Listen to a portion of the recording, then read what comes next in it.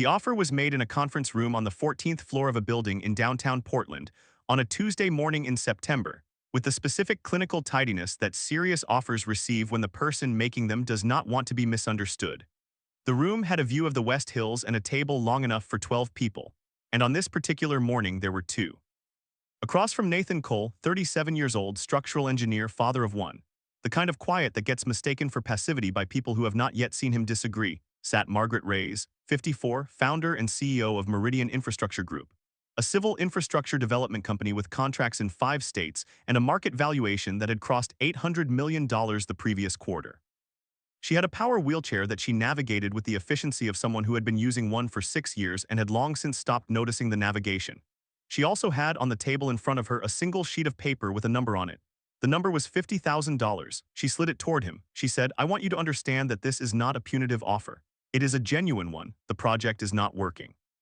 The timeline has slipped 11 weeks, and my engineering lead tells me the structural methodology you've been advocating is creating downstream problems she can't resolve without a significant redesign. I would like to part ways cleanly. 50,000 represents 3 months of your fee, which is more than contractually obligated. I want you to take it and walk away." Nathan looked at the paper. He looked at the number. He looked at the woman across the table who had, in 6 months of a complicated project relationship, demonstrated a consistent quality of intelligence that he respected and an equally consistent quality of certainty that had been, in his assessment, the source of most of the complications. He said, "I understand the offer. I don't think you should make it." She said, "That's not a standard response." He said, "I know." He paused. He said, "Can I show you something?" He reached into the folder he had brought to the meeting, the one she had expected to contain either acceptance or counter-proposal, and he pulled out a single page. It was a structural analysis, not the one she had seen, a different one. He set it on the table between them. He said, "This is what happens to the Eastside Community Health Clinic if you proceed with the redesign your engineering lead is proposing." She looked at it. She looked at it for a long time. She said, "Explain this." He did. If you have ever watched someone refuse the easy exit and choose the harder right thing instead, stay until the end of this story. Drop a comment telling me what city you're watching from. I want to see how far this reaches. What Nathan Cole revealed in that conference room was not a technical argument, though it was technically devastating.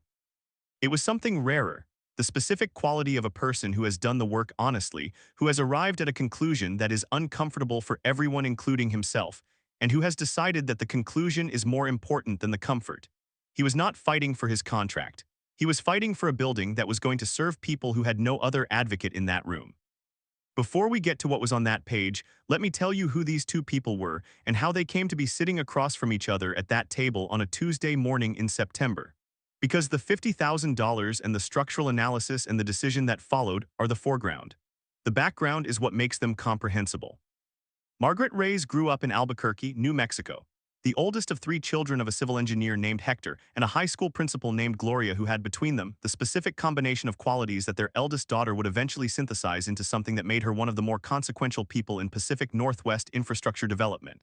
Hector's precision about how things were built and Gloria's precision about why things were built and who they were built for. Hector worked for the New Mexico Department of Transportation for 31 years. He was not a famous engineer. He was an excellent one, which is a different thing, and the distinction was one he made explicitly at the dinner table, often enough that Margaret absorbed it as a structural fact about the world. Excellence was the work done correctly in the available material for the people who would use it, and fame was an entirely separate variable that had nothing to do with whether the work was right. He had designed bridge approaches and drainage systems and the infrastructure of roads that most people drove across without knowing they had been designed, which was, he said, exactly what success looked like in his field. If you noticed his work, something was probably wrong. Gloria ran schools. She had started as a teacher and moved into administration not because she was less interested in the classroom, but because she understood that the constraints on classroom teachers were institutional, and that changing them required institutional authority. She was direct in the way of someone who has spent 30 years telling students and parents and school boards things they did not always want to hear, and she communicated the directness to her 3 children through the specific, consistent demonstration of it. She said the accurate thing, in the appropriate form, at the necessary moment, and she did not soften it to the point where the softening changed what was being communicated. Margaret had taken the structural precision from Hector and the institutional directness from Gloria and had, by the time she was in graduate school at the University of New Mexico studying civil engineering, developed a framework for how the two qualities work together. You designed things correctly, and you were honest about why the correctness mattered. And the combination of the correct design and the honest accounting for it was what made infrastructure actually serve the people it was supposed to serve rather than the interests of the people who funded it. This framework had defined her career. She had worked for the New Mexico dot after graduate school, and then for a private engineering firm in Phoenix. And then, in 2001, for an infrastructure development company in Portland that was doing work she found more interesting than what she had been doing, which was a criterion she had always given significant weight. By 2008, she had identified a specific gap in the Pacific Northwest infrastructure market, the gap between what community-serving infrastructure required and what the standard development and contracting model was equipped to provide, and she had founded Meridian Infrastructure Group to close it. The gap she was addressing was specific. Most infrastructure development in the Pacific Northwest served the institutional clients who could fund it: the large health systems, the university systems, the government agencies with capital budgets. The community-serving infrastructure, the clinics in underserved neighborhoods, the community centers in areas where public funding was thin, the affordable housing developments that required a different cost structure than the market-rate projects, got less experienced contractors, less sophisticated engineering oversight, and therefore less durable buildings. The buildings degraded faster. The communities that depended on them paid the cost of the degradation through more frequent closures, more expensive remediation, and the specific ongoing cost of buildings that had not been designed to last. Margaret's insight was that this gap was not primarily a resource problem. It was a business model problem. The standard model allocated engineering resources in proportion to budget, which meant that the highest budget projects got the best engineering and the lowest budget projects got the least. This was rational at the project level and catastrophically wrong at the systems level, because the lowest budget projects were the ones serving the communities with the least ability to absorb the cost of inadequate design. She built Meridian around the inverse of the standard model. The resource allocation followed the need rather than the budget, and the business model was structured to make this financially viable through portfolio diversification. The margin on the large commercial projects subsidized the full resource deployment on the community projects. This had worked. Not easily and not without ongoing tension with investors and board members who wanted simpler financial logic. But it had worked in the specific sense of producing an $800 million company that had, in 20 years of operation, built or renovated more than 90 community-serving facilities across 5 states without a single structural failure. The zero structural failure record was the metric she cared about most, because a structural failure in a community clinic was not an abstract business outcome.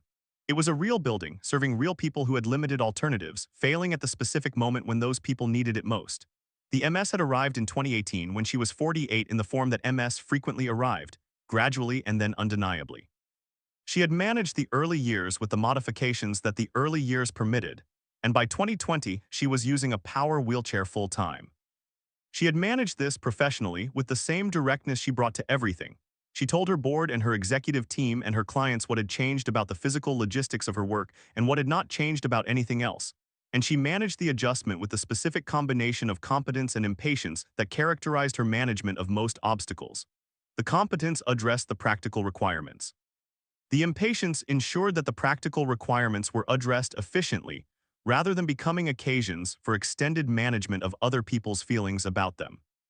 She was, by September of the year of the conference room meeting, someone who had been running a significant company from a wheelchair for 4 years, who had made her disability neither invisible nor dominant in her professional presentation, who had developed through those 4 years a precise calibration of the ways in which she was perceived differently as a result of it, and a set of managed responses to those perceptions that ranged from direct correction to strategic patience depending on the situation. Nathan Cole was one of the situations she had been managing with strategic patience for 6 months, which had, by September, run out. She had decided before entering the conference room that the strategic patience had produced insufficient results and that the efficient resolution was the one she was offering. The $50,000 was the clean form of the resolution. She had expected him to take it. She had not expected the folder. She had not, in 20 years of running Meridian Infrastructure Group and managing dozens of contractors across hundreds of projects, encountered the specific situation that Nathan Cole had now placed her in. A contractor who had been offered departure with generous terms and had instead placed a structural analysis on the table and said, "I need you to look at this first." She looked at it. She read it carefully in the way she read everything that mattered, which was with the full attention of someone who understood that documents had consequences and that the consequences were a function of the accuracy of the reading. She read Nathan's analysis. She understood what it said. She sat with the implications of what it said for approximately 90 seconds of silence. Then she said, "When did you find this?" He said, "3 weeks ago." She said, "Why didn't you bring it to me then?" He said, "Because I needed to be sure and I needed to understand the full scope, and I also needed to find the solution, because arriving with a problem without a solution is not useful." She looked at him. She looked at the page. She said, "Show me the solution." He opened the folder. The specific quality of Margaret's management style, the directness, the willingness to make uncomfortable decisions quickly and cleanly, had been shaped not only by her parents, but by the specific character of the work she had chosen. Infrastructure development was an industry that rewarded decisiveness, because indecision in infrastructure had consequences that were not merely financial. A delayed bridge approach or a deferred drainage system affected real people's daily lives in ways that abstracted in a spreadsheet but were concrete on the ground. She had internalized this early in the New Mexico years, and she had built it into how she managed Meridian from the first day of operations. This directness had, over 20 years, produced both admirers and people who found her difficult. The admirers tended to be the people who valued getting to the accurate answer quickly, who preferred clear disagreement to managed ambiguity, and who understood that her willingness to make difficult decisions quickly was built on the specific foundation of actually doing the analysis before making them. The people who found her difficult tended to be the ones who experienced the directness as a form of impatience, who wanted more time in the middle zone between problem and decision, more acknowledgement of complexity before commitment to direction. She was not patient with the middle zone. She had not built an $800 million company by being patient with the middle zone. What she had learned to be patient with was the quality of the analysis that preceded the decision, which was a different thing. She would wait as long as necessary for the right information to be gathered, and she would make the decision immediately upon receiving it. This was the specific quality that Nathan had initially misread as certainty, and that had been the source of the project friction for 6 months. He had experienced her commitment to Sandra's methodology as a closing of the question, a refusal to revise in the face of contradictory evidence. In the conference room, he had understood it differently. She had not been refusing to revise. She had not yet received the analysis that made revision necessary. Sandra had disagreed with Nathan's assessment. Without the independent analysis Nathan had spent 3 weeks developing, Margaret had 2 contradictory assessments from 2 qualified engineers, and the rational decision in that situation was to stay with the approach that was already in execution rather than disrupt the project on the basis of a disputed assessment. The moment he placed the independent analysis on the table, documented specific, with the solution alongside the problem, the situation changed from disputed assessment to clear structural finding requiring resolution. And she had resolved it immediately in the correct direction. He had seen this watching the 11 questions unfold. They were not defensive questions. They were confirmatory questions, the questions of someone who was stress testing a conclusion they had already reached, verifying that the conclusion held under scrutiny before acting on it. She had reached the conclusion before the 8th question. She had asked the remaining 3 to be certain. Then she had said, "Show me what we do next." This was the quality he had been wrong about for 6 months. She was not fixed in her conclusions. She was fast in her conclusions, which was a different thing, and the speed was built on the completeness of her prior analysis and the clarity of her decision criteria. When the analysis changed, the conclusion changed. The speed of the change was the same speed she brought to everything. It looked like stubbornness from the outside in the period between analysis and new analysis. It looked like decisiveness from the inside once the new analysis arrived. He had understood this only when the 11 questions were done. He had understood watching them that he had spent 6 months in conflict with someone who was not his opponent but his peer, someone operating from the same fundamental commitment to getting the structural answer right, through a different institutional lens that had, until the conference room, not been reconciled with his own. The reconciliation had been the conference room. The folder had been the mechanism. The work had been the foundation. Nathan Cole grew up in Bend, Oregon, the only child of a woman named Diane who worked as an office manager for a civil engineering firm for 23 years and who had raised her son from the time he was 6, and his father had made the specific form of exit that certain men make, with the specific combination of discipline and humor that the circumstances required. The discipline was the structure. The humor was what made the structure livable. Diane had both in roughly equal measure and had deployed them with the consistency of someone who understood that consistency was the most important variable in a child's environment, more important than the specific content of any individual lesson. Nathan had absorbed the engineering through proximity rather than instruction. His mother's firm did municipal infrastructure work, water treatment facilities, road systems, the unglamorous but essential infrastructure that kept small and mid-sized Oregon cities functioning. He had grown up hearing infrastructure discussed at dinner, not as technical arcana but as civic obligation. The people at the firm were responsible for things that other people's lives depended on, and this responsibility was the organizing fact of the profession rather than a peripheral consideration. He had understood this the way children understand things that are shown rather than told, completely without needing to articulate it, as a baseline rather than as a conclusion. He had gone to Oregon State for civil engineering and had graduated in 2008 into a market that was not actively looking for new civil engineers, which had been clarifying in the specific way that difficult labor markets were clarifying.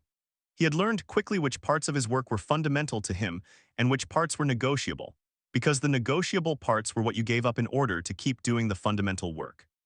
The fundamental work for Nathan was the structural integrity of things, the specific question of whether what was being built would hold under the loads it was designed to hold under, for the duration it was designed to last, for the people it was designed to serve.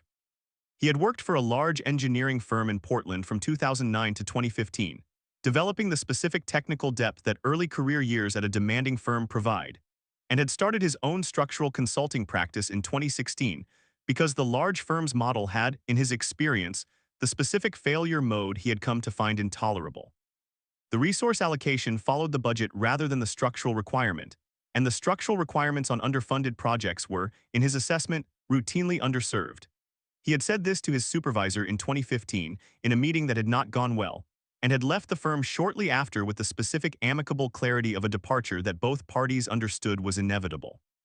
He met Alina Vasquez in 2014 at a site visit for a community center project in North Portland that his firm was contracted on and that Alina was managing for the nonprofit client.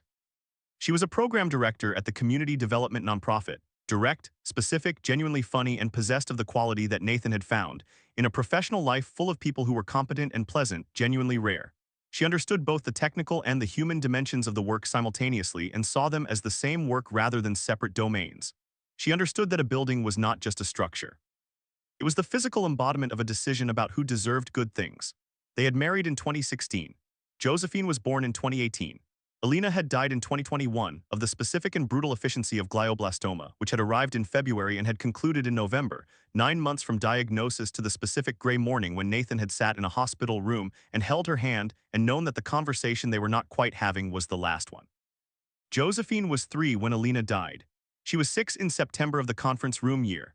She was the center of the life Nathan had rebuilt, not as a memorial or a project or a performance of adequate single parenting, but as the daily reality of someone who had found, in the specific necessity of being what a 6-year-old required, the structure that had made the rest of the rebuilding possible. He had, in the 3 years since, discovered the specific form of clarity that loss produced when you were willing to be honest with it, rather than managing it into a shape that was more comfortable for the people around you. Alina had been the person he thought alongside, the person who asked the questions that located what he actually believed rather than what he was prepared to argue. Without her, he had to do that work alone, which was harder and slower, and had produced over 3 years a quality of precision about what mattered that was different from the precision he had before. What mattered was the structural integrity of things. Not in the engineering-only sense, though that was real and remained the foundation of his professional identity.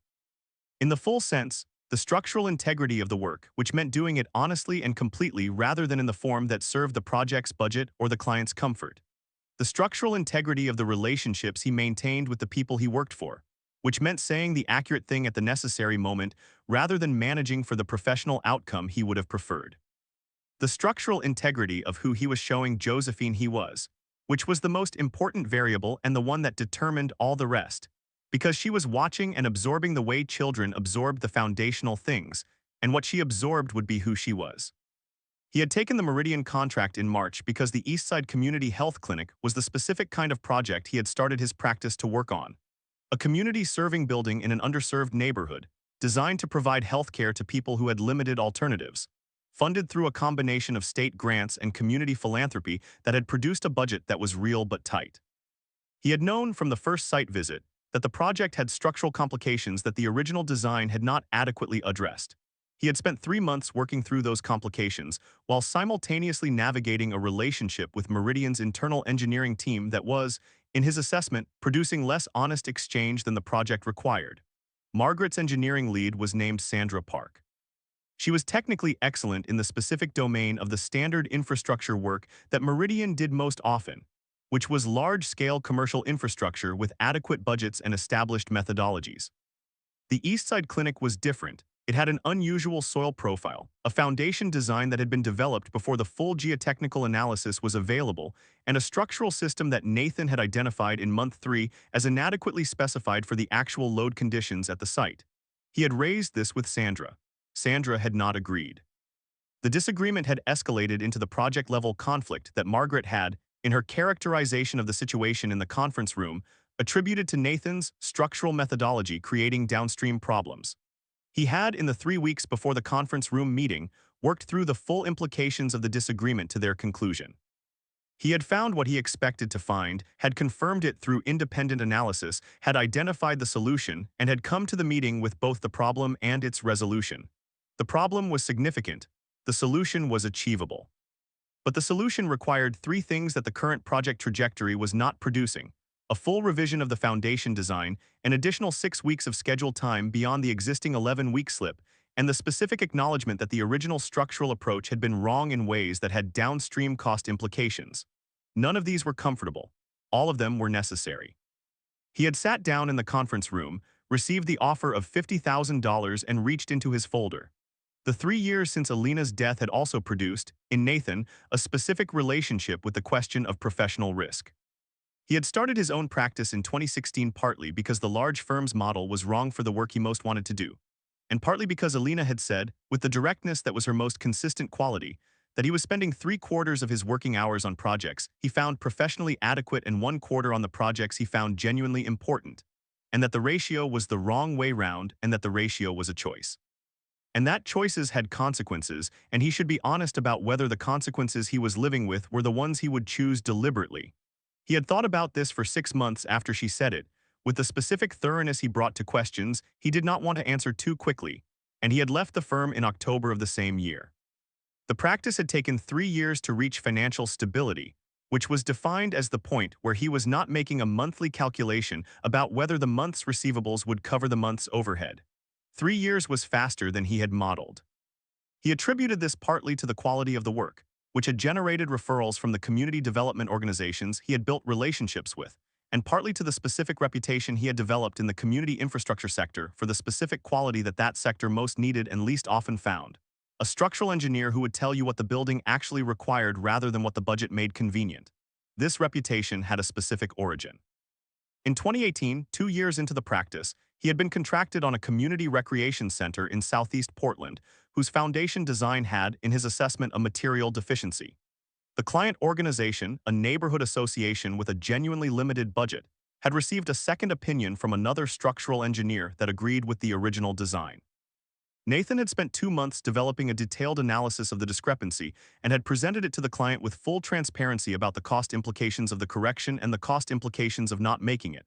He had said, "I think the other engineer is wrong and I can show you why, and I want you to have the full picture." The client had chosen to make the correction. The building had been standing for 5 years without incident. The other engineer had not been incompetent. He had been working with incomplete geotechnical data and had made reasonable assumptions given that data. Nathan had spent the 2 months getting the complete data and had discovered that the reasonable assumptions were wrong. The difference was the willingness to spend the 2 months rather than make the reasonable assumptions. He had not told Margaret this story. He had told Alina. Alina had said, "You spent 2 months of your own time on a fixed-fee project to get the complete data." He had said, "Yes." She had said, "Did you explain that to the client?" He had said, "No." She had said, "Why not?" He had thought about it. He had said, "Because it shouldn't matter to the client how long it took. What should matter is whether the analysis is correct." She had said, "You're right." She had paused. "But you could also tell them because people who understand what it cost deserve to know what it cost, and that knowledge changes how they value the work, which changes what they're willing to invest in next time." He had thought about this. He had gone back to the client and told them briefly and factually that the additional analysis had taken 2 months of unbilled time and that the time was well spent but not in his original fee scope. The client had looked at him for a moment. Then the executive director had said, "We'll add $8,000 to the contract." He had said, "You don't have to." She had said, "We want to." She had said, "We work with a lot of contractors on a limited budget. Most of them do the minimum the budget allows. You did more than we asked for. We want to pay for that."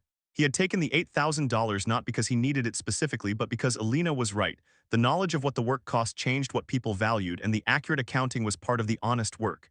He had been thinking about this in the conference room when Margaret made the offer. He had been thinking, she does not know what this analysis cost. She has a project conflict and a contract issue and a structural dispute, and she is solving what is visible to her with the tools available to her. The offer is rational given the information she has.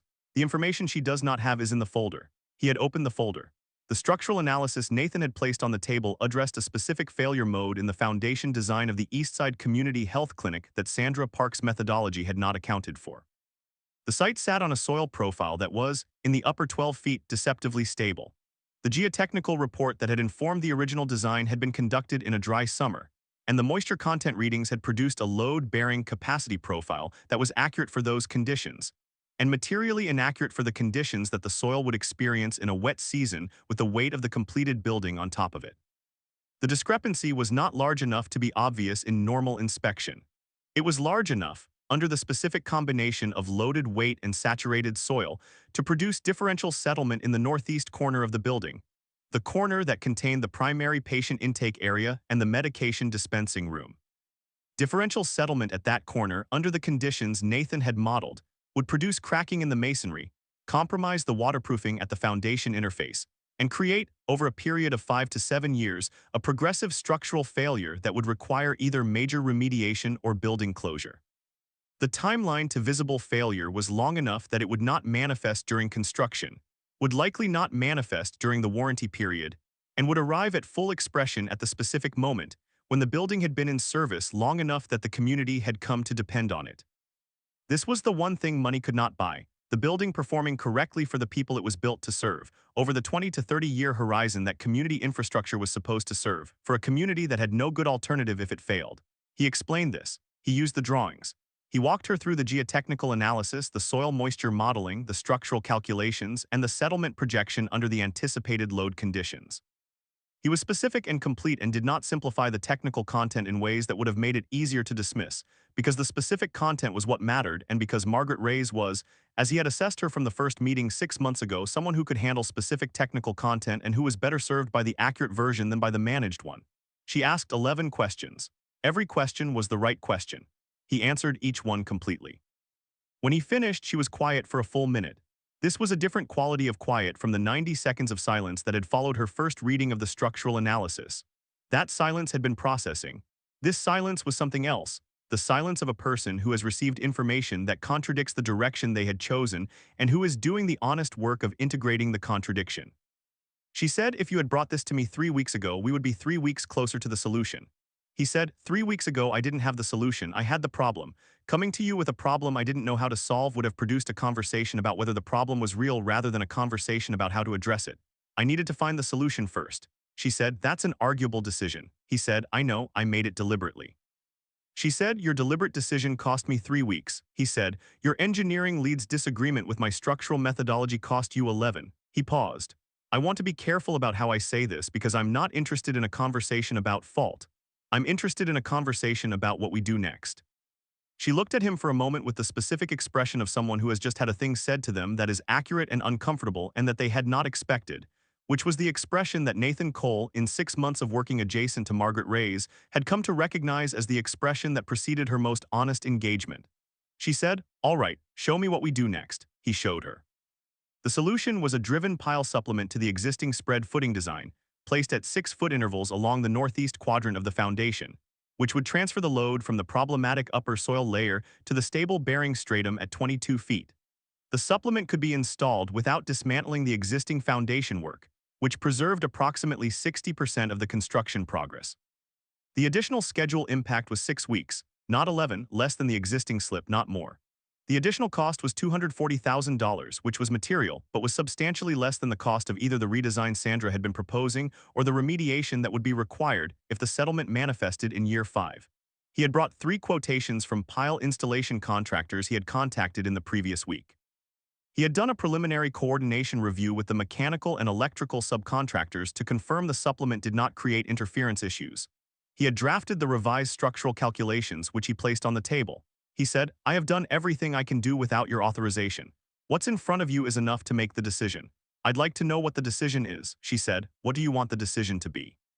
He said, "I want the decision to be the right one for the building and the people who are going to use it."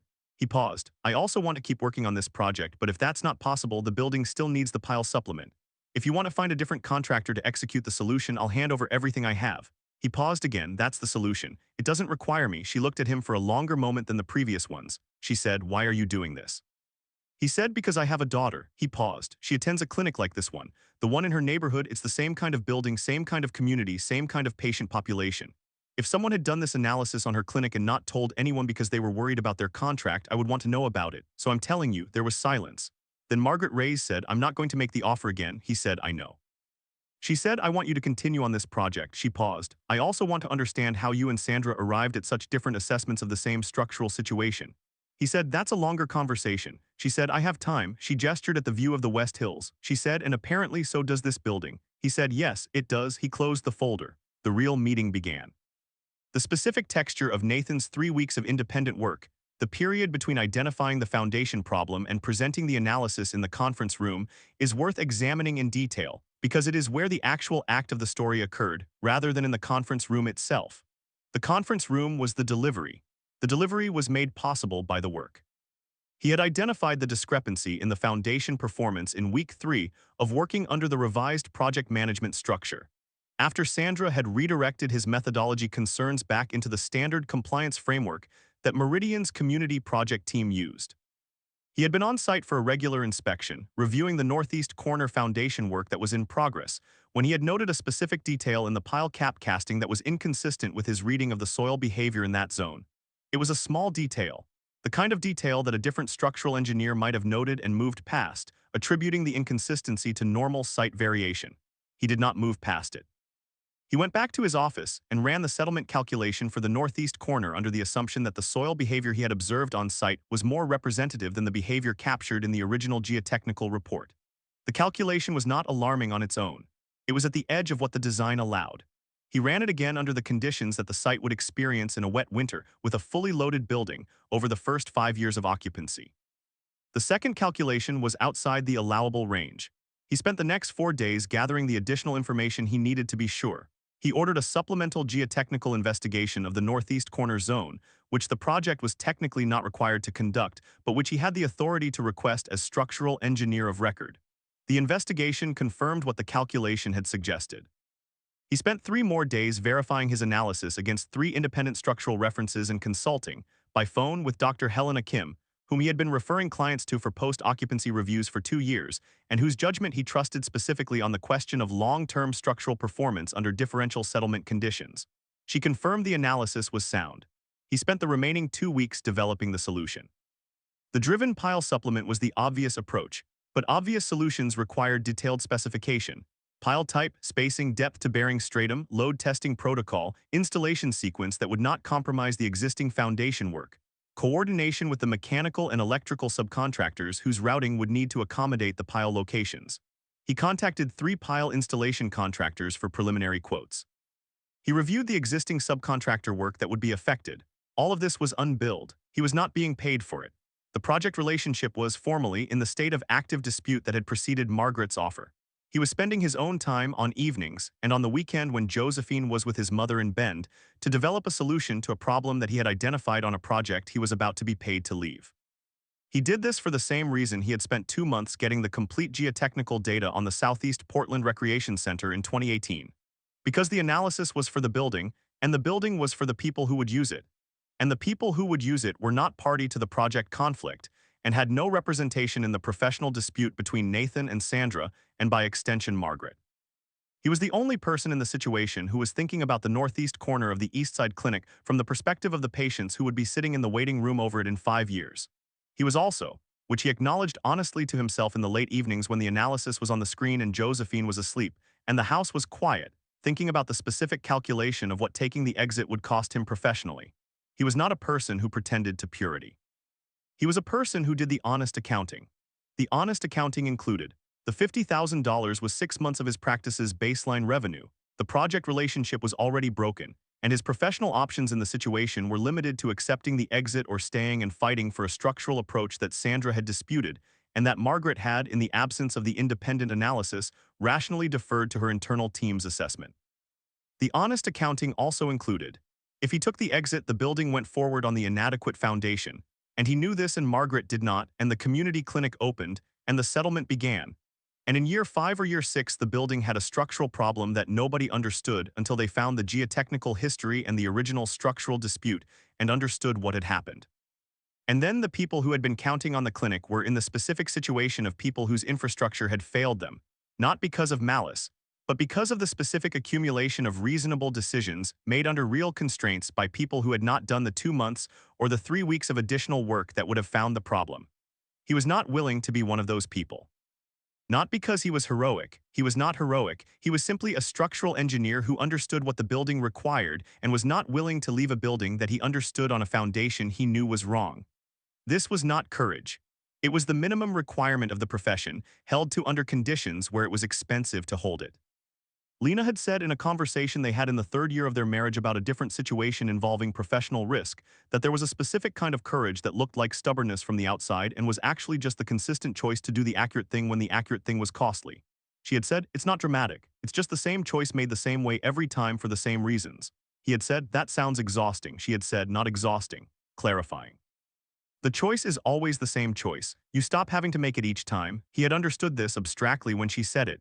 He had understood it concretely in the 3 weeks of unbilled evenings developing the analysis for the Eastside Clinic. The choice was always the same choice. He had made it. He opened the folder. The longer conversation lasted 3 hours.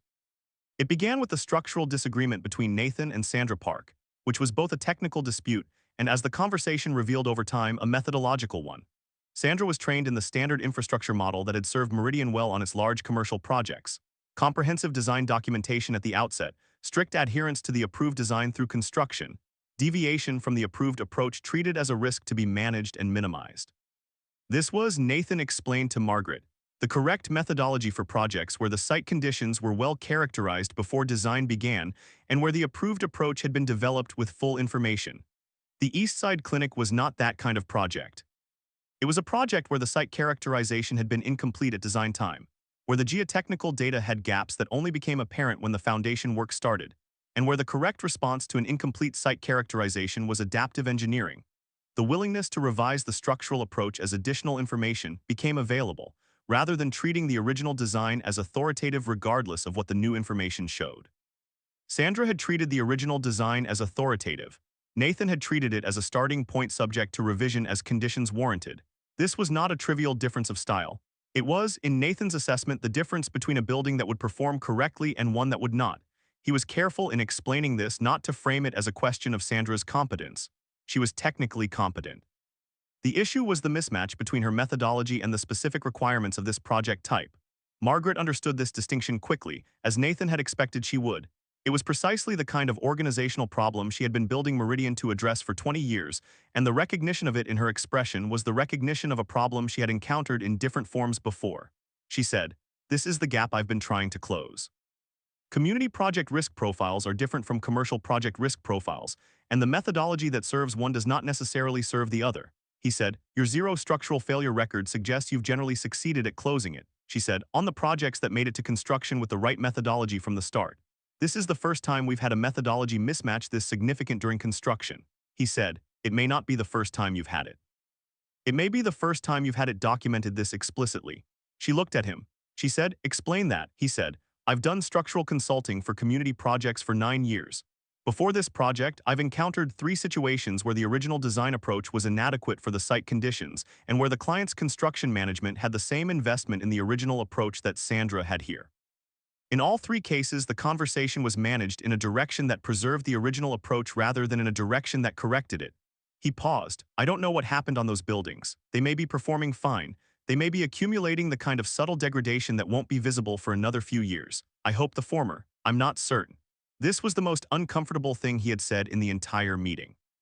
It was the specific kind of statement that produced in most professional conversations either deflection or managed acknowledgement, the acknowledgement that the concern was heard, followed by an efficient redirect toward the current project.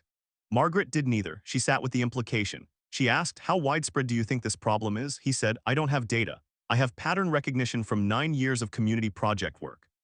He said, "I think it's more common than the zero structural failure records of firms like Meridian would suggest, because the failures that result from inadequate adaptive engineering on community projects are slow failures. They happen on a 5 to 10 year horizon, not a 5 to 10 month horizon. The firms that built the buildings aren't usually still involved when the failures manifest." She said, "Are you aware of specific cases?" He named 2. He was specific about the failure mode and the timing. He was not specific about the client organizations or the firms involved because the point was not attribution but pattern. She asked 3 more questions. They were precise and uncomfortable and suggested that what he had described was not entirely unfamiliar to her, which was itself a piece of information. She said, finally, I want to commission a structural audit of the 10 community projects we've completed in the last 7 years. Independent audit, not internal. I want to know what we've built and whether it's holding the way it should. He said, that's going to be expensive. She said, yes. She said, it's also the right thing to do. He looked at her. He had been, for 6 months, managing his professional relationship with Margaret Reyes in the specific mode of someone who found the other person's intelligence genuinely impressive and their certainty genuinely problematic. The intelligence had been visible from the first meeting. The certainty had been the source of the project friction. What he had not seen clearly until this conversation was the specific thing that made the intelligence worth the difficulty. She was not certain in the fixed way of someone protecting a position. She was certain in the provisional way of someone who had conclusions she had earned through rigor and that she was willing to revise when the data required revision. The revision was uncomfortable. She did it anyway. This was, he thought, the quality that mattered most in the specific work they were both doing. Not the intelligence, which was necessary but not sufficient. The willingness to follow the data to the uncomfortable conclusion and act on what was there regardless of the cost of the action. He said, I'd like to suggest an engineer for the audit. She said, who? He gave her a name. She recognized it. She said, she's expensive. He said, she's accurate. There was a brief pause. She said, those two things are not always correlated. He said, no, but in her case they are. She said, contact her. Tell her I'll call tomorrow. The conversation wound down from there into the specific practical territory of timeline and contractor coordination and the revised project documentation that the pile supplement would require. He answered all of it specifically. She asked everything she needed to ask. By noon, they had a path forward that was clear and documented and that the project could execute on. As he was gathering his materials, she said, without the specific formality of either a professional compliment or a personal one, I've been in this business for 20 years. I've had contractors try to protect their positions with data before. He looked up. She said, you were not doing that. He said, no. She said, I know. She paused. I want you to understand that I knew it when I made the offer. I made the offer because the project relationship had broken down and I didn't see a path to repairing it. He said, the path was the analysis. She said, I know that now. He said, you would have reached the same conclusion if you'd done the analysis yourself. She said, probably not in 3 weeks. He said, no. She said, the 3 weeks matter. He said, yes, they do. She looked at him for a moment longer. She said, your daughter attends a community clinic. He said, yes. She said, what's it like? He said, it's exactly what you'd expect. The waiting room is full. The staff are overworked and committed. The building is 23 years old and it has the specific quality of a building that has been maintained as well as the budget allows, which is well but not quite enough. He paused. It smells like antiseptic and also like someone's lunch. There's a painting in the intake area that a kid from the neighborhood painted 3 years ago, and it's held on with hardware store picture hooks that are starting to pull away from the wall. He said, it's a building that matters more than its condition suggests it should. She said, yes. She said, that's exactly what all of them are like. He said, I know, that's why I do this work. She said, so do I. He left at 12:15. The West Hills were visible in the September noon light, clear and specific. He drove back to the office thinking about the morning and what it had produced and what it was going to require over the next 8 weeks, which was the work in the specific form the work required without the savings being taken in the execution. He thought about Alina, who had said in the last good months before the diagnosis that the reason she had loved him from the beginning was that he took the thing he was responsible for seriously and did not manage it into a shape that was more comfortable. He thought she would have found the morning satisfying, not because of the outcome for him, which was the continuation of a contract he had been about to lose, because of what the outcome was for the building, which was the correct foundation designed for the actual load under the conditions the actual site would actually impose. He thought, that's the thing money can't buy, not the technical solution which money can buy. The specific decision to find the solution rather than take the exit, when the exit was right there on the table and cost less than the finding. He thought about the $50,000. He thought about Josephine's tuition and the apartment lease and the specific financial reality of a single parent with a consultancy and no guaranteed revenue stream. He thought about all of this honestly, which was the only way he knew how to think about anything. And then he thought about the Eastside Clinic and the people who were going to use it, and the specific horizon at which the settlement would have manifested if he had taken the exit, and the specific quality of the life those people would have been living in that 5 to 7 year period. He had not taken the exit. He had found the path forward. The building was going to hold. That was enough. The conversation about Sandra Park was, Nathan thought, the most consequential part of the 3 hours, not because of its professional implications, but because of what it revealed about how Margaret understood organizational failure. She had, by the time the conversation reached Sandra, moved past the question of what had gone wrong on the Eastside Clinic and into the question of why it had gone wrong structurally in the organization. This was the specific shift that distinguished a leader who was committed to the vision from one who was committed to the appearance of the vision. She was not looking for a person to blame. She was looking for the mechanism that had produced the failure because the mechanism was what could be fixed. Nathan had been cautious in this part of the conversation about how he characterized Sandra's contribution to the project conflict. He had said, "The dispute was about methodology, not competence. Sandra is technically capable. She was applying the methodology she knew to a project type that required a different one." He had said, "The organizational failure was not in hiring Sandra. The organizational failure was in the matching in how the project team assignment was made, in whether the matching process included an assessment of whether the methodology required matched the methodology available." Margaret had listened carefully. She had said, "The matching process is mine. The project team assignments on community projects come through my office."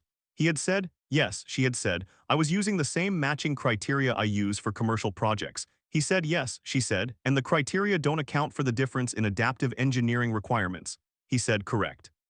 This was the moment, he later reflected, where a different kind of executive would have defended the process, would have noted that the criteria had served Meridian well across 90 projects, that one failure mode did not invalidate the process, that the correct response was to note the exception and continue the standard process with awareness of the exception. Margaret did not do this. She received the analysis of the failure mechanism the same way she had received the structural analysis of the foundation, as accurate information that required action, not management. She had said, "I need to redesign the matching criteria." He had said, "and the project onboarding process for the construction management team." She had said, "Explain." He had said, "James Osai, your new construction manager, had a different orientation to adaptive engineering concerns than Sandra did. The difference was not in their formal training. It was in how they had been oriented to community project risk profiles during project onboarding." He said, "The standard commercial project onboarding assumes that site conditions at the time of design are representative of site conditions during construction, because they usually are for commercial projects on well-characterized urban sites. The community project onboarding needs to explicitly address the adaptive engineering requirement, the possibility that site conditions will require methodology revision, and the protocol for handling that revision when it occurs." Margaret had pulled out her notebook. This was, he had noticed, her version of the folder. She took notes in a physical notebook when the information was important enough to warrant the documentation. He had seen the notebook twice in 6 months of project relationship and had understood it as a signal. When the notebook came out, the conversation was no longer about the current situation. It was about the structural revision the current situation required. The notebook had come out 40 minutes into the conversation, when the foundation problem conversation transitioned into the organizational analysis. He had watched her write and had continued speaking, and the specific quality of the conversation had changed to the quality of two people doing design work together rather than two people managing a dispute. The dispute was behind them. The design work was what remained. He had been in that quality of conversation rarely in his professional life. He had been in it with Alina, in the years before the diagnosis, when they would walk in the evenings and talk through problems that were not always his or hers specifically, but were the kind that good thinking partners gave each other access to, and where the quality of the exchange was the product of two people who were genuinely trying to find the accurate answer together rather than to persuade each other of a position they had already held. He had been in it with Dr. Kim on several technical calls. He had been in it briefly with the Southeast Portland Community Center client's executive director, who had turned out to have a clearer understanding of structural requirements than most developers 3 times her budget. He had not expected to be in it with Margaret Reyes on a Tuesday morning in September in a conference room where 14 minutes before, she had been offering him $50,000 to go away. But the quality of the conversation was what it was, and he was in it, and they were doing the right work. This was, he understood now, what the project conflict had been about from the beginning. Two people who were trying to build the right building in the right way, whose paths had been misaligned by the specific accident of organizational structure and professional incentive, and who had not had a mechanism to find the alignment until the moment when the analysis was complete enough to make the alignment visible. The 3 weeks in the folder were the mechanism. The conference room was where the alignment happened. He had been in that conference room for 4 hours by the time they were done. He drove back to the office thinking that he had, in 20 years of infrastructure work, never had a day that had been more clearly worth the work that had produced it. The 8 weeks that followed the conference room meeting were, by the standards of the project's first 6 months, unusually productive.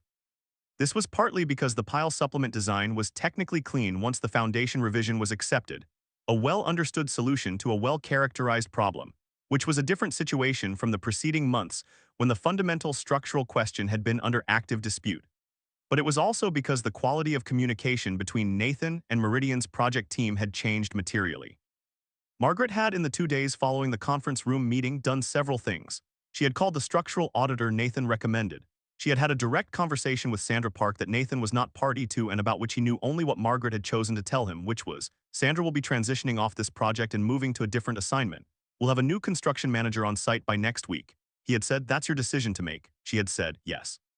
It is. She had also sent him a single email the morning after the meeting that said, I would like to add a section to our standard contract for community infrastructure projects going forward.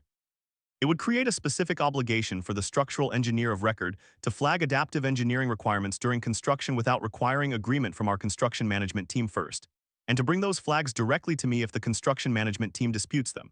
Can you help me draft the language? He had read this twice. He had thought about the 6 months of project friction and the 3 weeks of independent analysis and the morning in the conference room. He had written back, yes, send me the current contract template. He had spent 2 evenings drafting the contract language, working from the specific failure modes the Eastside Clinic had demonstrated. The language he produced was specific enough to be enforceable and general enough to apply across the range of site conditions and project types that community infrastructure encompassed. He had sent it to Margaret with a brief cover note explaining the reasoning behind each clause. She had reviewed it and proposed 2 modifications, which were both improvements. He had accepted them without negotiation because they were better than what he had drafted. She had sent the revised version to her general counsel with a note. I want this in the standard community project contract for all contracts executed after January 1st. This was, he thought, the specific form that good institutional response to an identified failure mode took. Not the managed acknowledgement of the problem and the quiet hope that it would not recur, but the systematic design change that made the failure mode less likely in future projects. It was exactly what he would have done with a structural failure. Understand the mechanism, revise the design, implement the revision across the product class. She was doing engineering on her organization's processes. The new construction manager was named James Osai, who had worked with Meridian for 6 years on commercial projects and who had the specific quality that Nathan had found most valuable in construction management. He asked questions before he made decisions. He also, which Nathan noted on the second day of working together, had the quality of listening to answers to the questions he asked, which was not always the same thing. They had developed over the first 2 weeks a working relationship that was efficient and honest, and the project had begun visibly to move. The pile installation was completed in week 4. The foundation revision had required 2 modifications to the mechanical routing that the pile locations had conflicted with, both of which the mechanical contractor had accommodated with less complaint than Nathan had anticipated, possibly because the pile installation had given the mechanical contractor additional working room in the foundation zone that the original crowded foundation layout had not provided. This was the specific form of positive consequence that structural corrections sometimes produced, the fixing of one problem revealing slack in adjacent systems that the problem had been obscuring. The structural audit of Meridian's completed community projects was underway concurrently. The auditor, her name was Dr. Helena Kim, and she was the person Nathan had recommended, had begun with the 3 most recently completed projects and was working backward through the portfolio. She had, by the end of week 4, found 2 situations that warranted further investigation. Neither was in immediate danger of structural failure, but both had the early indicators of the progressive degradation pattern Nathan had described. She had documented them with the specific precision that her reputation was built on, and she had submitted preliminary findings to Margaret with the specific clinical honesty that Nathan had come to associate with the best practitioners in any field. Here is what I found, here is what it means, here is what it requires. Margaret had called Nathan after receiving Dr. Kim's preliminary findings. She had said, you were right that this was not the first time. He had said, I'm sorry to be right about that. She had said, don't be, she paused. Being right is what I'm paying you for. He had said carefully, being right about a building's structural condition is what I'm paid for. The rest was gratuitous. She had said, the rest is what I needed. He said, I know. He paused. How are the 2 buildings? She said, we're working on it. Both situations are addressable without closing the facilities. One of them required immediate attention and is getting it. The other has a 6-month window for a planned remediation that won't disrupt operations. He said, that's good. She said, yes. She paused. Dr. Kim is continuing through the portfolio. I'll know more in another month. He said, let me know if there's anything you want me to look at. She said, I will. He thought after that call about the specific thing that he had done in the conference room that had made all of this possible. He had not done a dramatic thing. He had not made a speech. He had placed a piece of paper on a table and said, I need you to look at this first. That was the whole of the act. The paper had done the rest because the paper contained accurate information that was important and because the person across the table had been willing to receive accurate information that was important even when it was uncomfortable. Both of those things were necessary. He had often had the accurate information. Not every client had been willing to receive it. Margaret Reyes, for all the difficulty of the 6 months of project friction, had been willing. She had been unwilling to receive it from him in the specific professional context that the project friction had produced, which was why she had made the offer, which she had made with the clean efficiency of someone who was trying to resolve a problem quickly. When the paper changed the context, she had received it immediately. This was, he thought, the best possible combination, someone with the authority to make the right decision and the willingness to revise their conclusions when the evidence required it. He had worked for people who had the authority and not the willingness. He had worked for people who had the willingness and not the authority. The combination was rare. When he encountered it, he intended to be worth encountering. He thought he had been, the building was going to hold. The contract language was going into future projects. The portfolio audit was finding and addressing situations that would otherwise have accumulated into failures. These were outcomes that had not existed before the Tuesday morning in September, and they existed because of a single decision: to not take the exit when the exit was offered, to open the folder instead, to say, "I need you to look at this first." It was not heroic. It was simply the right thing in the form it was available at the moment it was available. He had learned from Alina that this was what integrity looked like in practice, not the grand gesture but the consistent choice made in the available moment to do the accurate thing rather than the comfortable one. He had been trying since she died to do this the way she would have done it. He thought on good days that he was succeeding at approximately the right rate. Not always, not without error. But consistently enough that when the moment came, the folder on the table, the piece of paper, the analysis that was going to complicate everything, he had done what needed to be done. That was the inheritance she had left him, not money, not property. The specific clarity about what was worth doing and the specific will to do it regardless of whether the room contained an easier option. He was passing it in the daily practice of how he worked and how he talked about the work to Josephine. She was 6, she was watching everything. That was the most important structural project he was working on, and he knew it, and he did not take savings in the execution. The portfolio audit that Dr. Kim was conducting concurrently with the Eastside Clinic's foundation remediation was, by October, producing findings that had the specific quality of well-designed research. Not surprising in their general direction, but specific enough in their details to be actionable in ways that general awareness of the problem had not been. Of the 10 community projects in the audit scope, 8 showed structural performance within the expected range for the design approach and the construction quality. 2 showed the early indicators of progressive degradation that Nathan had described to Margaret in the conference room: masonry micro cracking in the foundation zone, minor water infiltration at the foundation to wall interface millimeter scale differential settlement readings that were within tolerance individually and concerning in their pattern. Both situations had been identified at the 2 to 4 year mark, which was the specific window that Nathan had described, early enough to address through targeted intervention, late enough that the degradation was real. Both buildings were serving active community organizations. Both organizations had been contacted by Dr. Kim as part of the audit site visit protocol. In both cases, the organizations had been aware that something was not quite right. They had reported maintenance issues in the foundation zone to Meridian's warranty team, but the warranty team's assessment had not escalated the issues to structural evaluation because the issues were below the threshold that the warranty protocols required to trigger a structural review. This was the second organizational finding: the warranty protocol gap. The warranty team was staffed by people whose expertise was in building systems, HVAC, plumbing, roofing, the mechanical and electrical components that were the primary sources of warranty claims on commercial buildings. They were not structural engineers, and the indicators of early structural degradation were not in their recognition pattern. They had logged the foundation zone reports as water infiltration issues, which they were at the surface, and had addressed them with the sealing and waterproofing measures that water infiltration required, without recognizing that the water infiltration was a symptom of the structural condition rather than a standalone maintenance issue. Nathan had, at Margaret's request, developed a brief inspection protocol for warranty team site visits on community projects, a checklist of the specific indicators that were early signs of structural degradation rather than routine maintenance issues, which the warranty team could use to identify when a structural engineer should be called in. The protocol was not sophisticated. It required no structural engineering expertise to apply. It was the specific kind of institutional tool that was most valuable precisely because it was simple enough to be consistently used. If these 3 things are present, call the structural engineer before addressing the surface issue.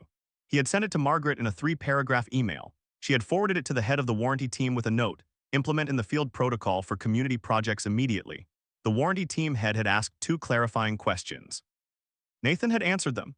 The protocol was in the field kit by the end of October. These were small things. They were the specific small things that accumulated across enough projects and enough years produced the difference between community infrastructure that degraded slowly and invisibly and community infrastructure that was maintained over its intended lifespan. They were not dramatic. They were right and they were in place, and they were based on the honest examination of what the evidence had produced. Margaret had mentioned, in one of the November conversations, that she had begun using the Eastside Clinic experience in the onboarding conversations she had with new engineering leads. Not as a cautionary tale, she had said, she was not interested in cautionary tales, which tended to produce defensive rather than constructive responses. As a case study in adaptive engineering, the specific situation, the specific finding, the specific mechanism, the specific resolution, and the organizational responses that the situation had produced. She said, "When I describe what Nathan found and how he found it and what he did with the finding, people understand immediately what adaptive engineering is in practice and why it matters. The abstract description never produced that understanding as quickly." Said, "You're using it as a teaching case." She had said, "Yes." He had said, "Does it need to be accurate?" She had said, "What do you mean?" He had said, "Teaching cases are sometimes simplified for pedagogical clarity." She had said, "This one isn't." He said, "Good." She said, "Accuracy is the point." He said, "Yes." She said, "That's why it works as a teaching case. Because the people I'm teaching with it understand when they hear the accurate version that the accurate version is what they're being asked to produce." He thought about this for a while. He thought about the specific mechanism, accuracy transmitted through accurate example, producing the understanding that was more durable than the understanding produced by abstracted principle. His father had taught him engineering through dinner table stories about specific projects. Alina had taught him about the value of the honest work through the consistent demonstration of it. He was transmitting what he had been taught through the specific act of doing it on the Eastside Clinic, which Margaret was then transmitting to her engineering team through the accurate account of what he had done. The chain of transmission was intact. The accuracy was holding. The buildings would hold. What the conference room meeting had revealed, beyond the structural problem at the Eastside Clinic, was a gap in Meridian's organizational architecture that Margaret had been aware of in a general way, and that the specific event had made concrete enough to address. The gap was this: the company's community project methodology had been developed from the top down from Margaret's vision of how community infrastructure should be approached, filtered through the operational practices of a team that had been built primarily on commercial project experience. The vision was sound. The operational translation had in at least some cases been inadequate. This was a different problem from the structural problem at the Eastside Clinic, but it was related to it in the way that organizational failure modes were often related to technical failure modes. The technical failure was the visible manifestation of an organizational condition that had produced it, and addressing only the technical failure without the organizational one was the equivalent of repairing a structural symptom without examining the underlying cause. Margaret spent 3 weeks in October conducting her own examination of the organizational cause. She interviewed the project managers, the construction managers, the engineering leads who had worked on the 10 community projects in the portfolio that Dr. Kim was auditing. She asked the specific questions that Gloria Reyes had taught her, through 30 years of demonstrated practice, were the right questions to ask when you needed to understand how an institution was actually working rather than how it was supposed to be working. Not how do you handle X, but tell me about the last time X was difficult and what happened. The answers she received were consistent in a way that was clarifying rather than comforting. The company's culture on community projects rewarded schedule adherence and budget compliance in the short term, and did not have a strong mechanism for surfacing the adaptive engineering concerns that the specific risk profile of community projects required. The engineers who identified site condition changes during construction were, in several cases, managing those concerns within the project team rather than escalating them, because the project team's incentive structure, which was organized around schedule and budget, made escalation feel like admitting failure rather than providing valuable information. Nathan had identified the Eastside Clinic problem correctly, escalated it correctly, and then spent 6 months in a project relationship that had become adversarial because the organizational mechanism for resolving the disagreement was not working. Sandra Park had not been wrong to apply the standard methodology. She had been misapplied to a project that required a different methodology, and the organizational structure had not had a way to identify or correct the mismatch before it became a 6-month conflict. Margaret told Nathan about this analysis in November, over coffee. She had since September developed the habit of a monthly conversation with him that was not specifically about the Eastside Clinic, but that ranged across the organizational and methodological questions that the Eastside experience had surfaced. He had become, in her assessment, someone whose specific combination of technical depth and honest communication was worth maintaining access to, and she had made that assessment explicit enough to make the conversations regular rather than incidental. She said, "I've been running community projects for 20 years and I thought I had built the right organizational structure for them." He said, "I think you've built a structure that works when everything goes according to the original design." She said, "And when it doesn't," he said, "when it doesn't, the incentive structure pulls people toward protecting the original design rather than revising it." which is the wrong pull for the kind of work you're doing. She said, how do I change the incentive structure? You change what you measure and what you reward. Right now you measure schedule and budget compliance. Those are real and they matter. But for community projects, the downstream metric, building performance in years 5 through 15, is more important than the construction phase metric, and you don't have a mechanism for connecting the construction decisions to the downstream performance. She said, how do I build that connection when the downstream happens years after the project team has moved on? He said, you bring people back. You create a post-occupancy review process that specifically asks the community organizations that use your buildings how the buildings are performing, and you connect the review findings to the project records so that the connection between construction decisions and building performance is visible over time. He paused. You also build the connection forward. You make the project team's performance metrics include a 5-year forward evaluation component. Not a comprehensive performance review, just a flag at the 5-year mark that says, here are the adaptive engineering decisions made on this project, and here is how the building is performing relative to what those decisions predicted. She said that changes the incentive. If the 5-year flag matters to the project team's record, the project team has an incentive to make the adaptive engineering decisions correctly rather than managing them to preserve schedule. He said, yes. She said, that's a significant organizational change. He said, yes. She said, I'm going to do it. He looked at her. She looked at him. He said, you're very decisive about things once you've decided. She said, I was decisive about the wrong thing in September. He said, you revised when the evidence required it. She said, 3 weeks after you found the evidence. He said, you revised when you had the evidence. That's what matters. She was quiet for a moment. She said, why do you think the revision was easy for me and hard for my construction management team? He said, because you've spent 20 years building something you understood was for other people. The revision serves the same people the original decision was supposed to serve. When the revision and the original are aligned on who, therefore, the revision is easier. He paused. Sandra's job, as she experienced it, was to manage the project. The revision was a threat to the project management. For you, the project management is a means to an end and the revision served the end. She said, that's a precise analysis. He said, you asked a precise question. She said, I've been asking you precise questions for 2 months. He said, I've noticed. She said, you always have an answer. He said, not always, but when I do, I give you the accurate version. She said, yes. She paused. That's uncommon. He said, I know. She said, I've been trying to create an organization that does it systematically. He said, how's that going? She said, better since September. He smiled. It was a brief and specific smile, the kind that emerged when something accurate was said by someone who had the standing to say it. She returned it with the equivalent, a brief, specific acknowledgement. They drank their coffee.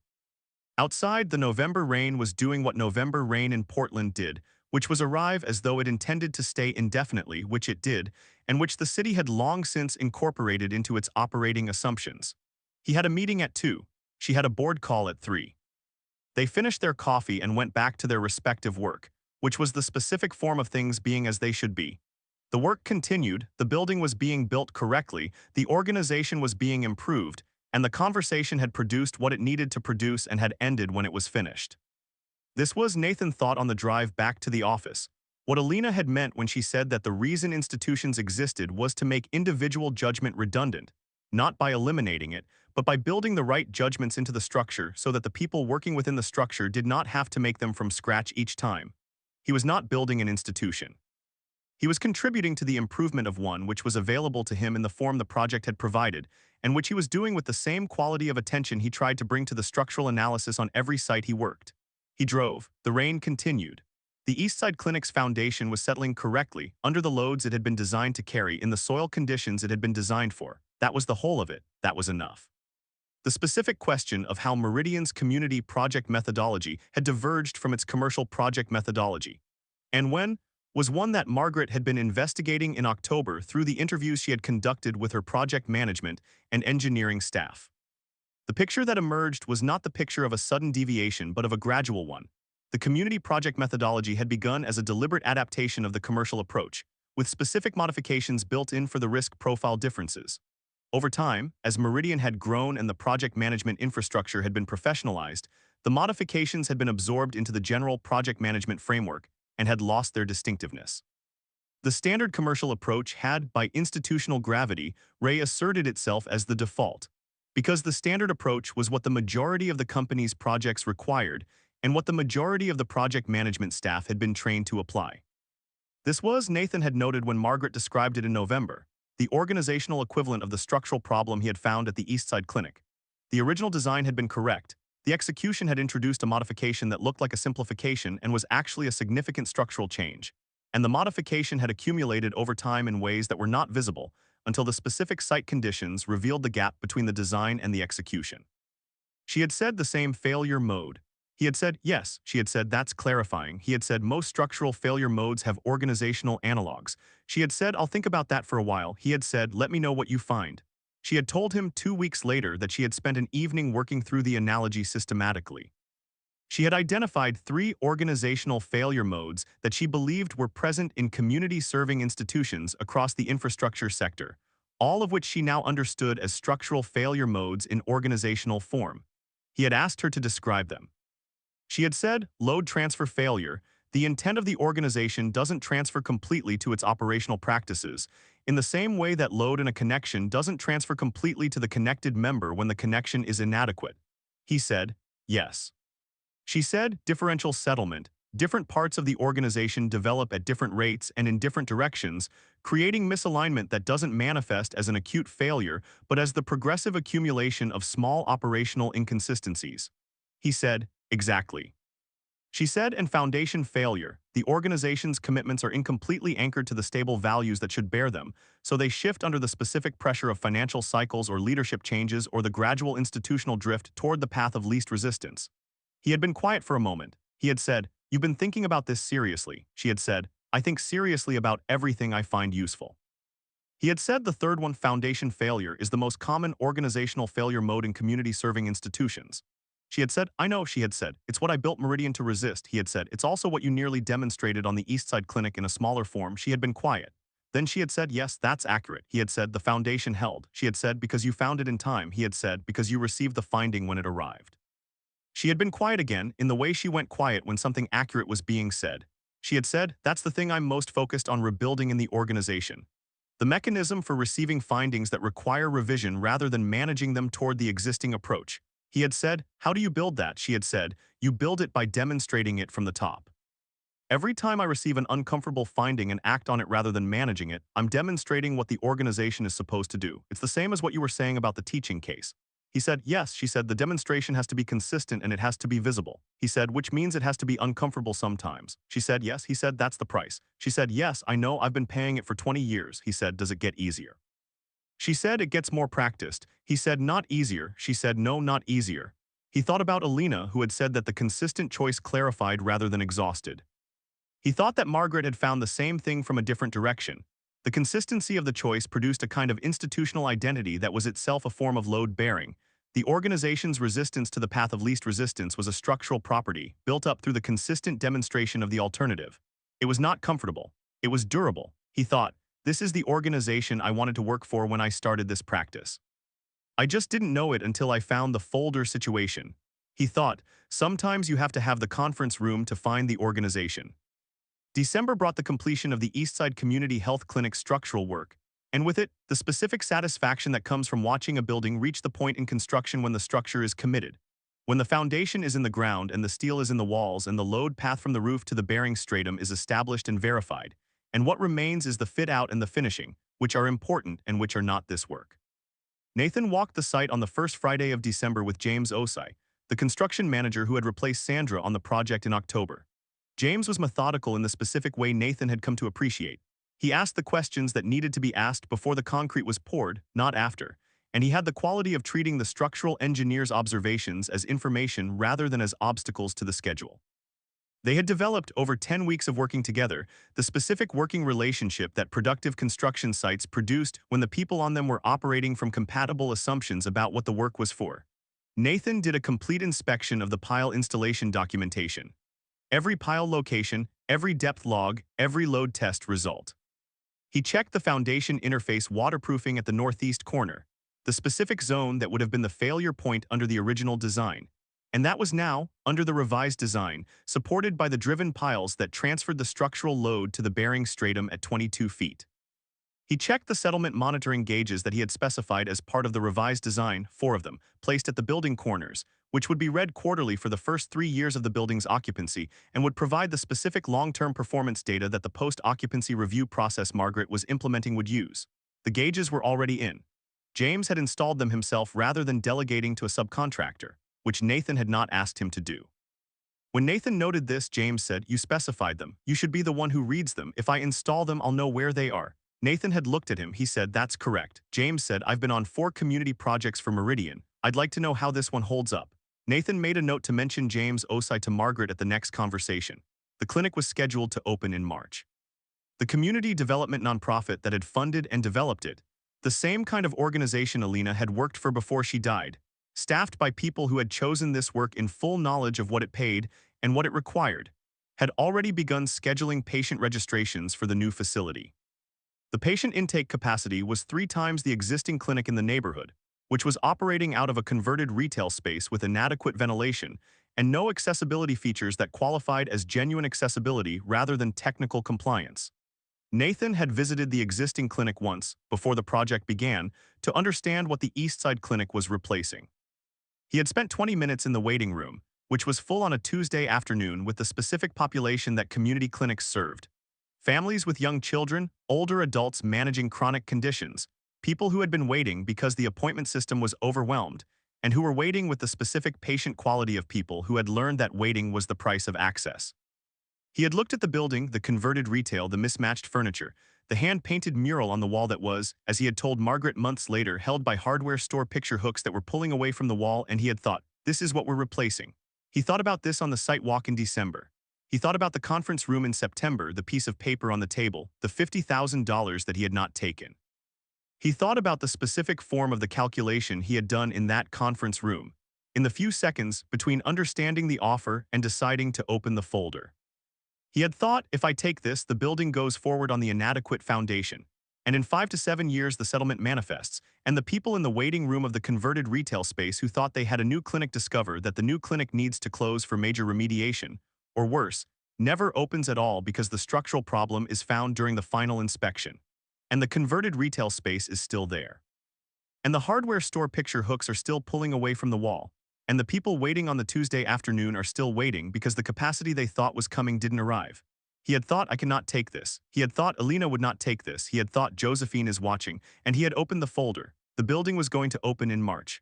The foundation would hold for 30 years under the actual loads of the actual site. The settlement monitoring gauges were installed and would provide the data the post-occupancy review needed. The contract language was in the standard template for future projects. The portfolio audit was complete, and the 2 buildings with early degradation indicators were being remediated.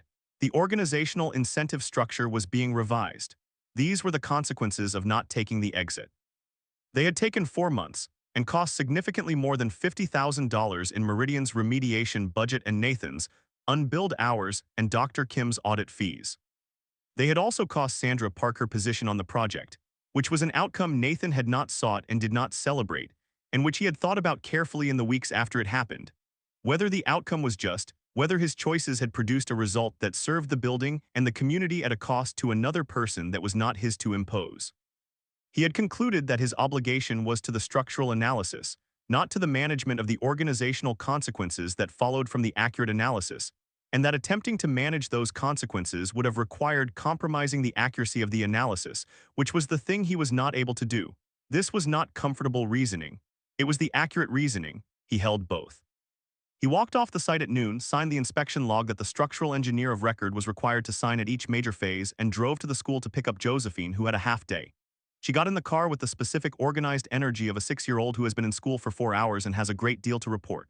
She said, "We learned about bridges today." He said, "What kind of bridges?" She said, "Suspension bridges." She said, "The cables hold the deck." He said, "They do."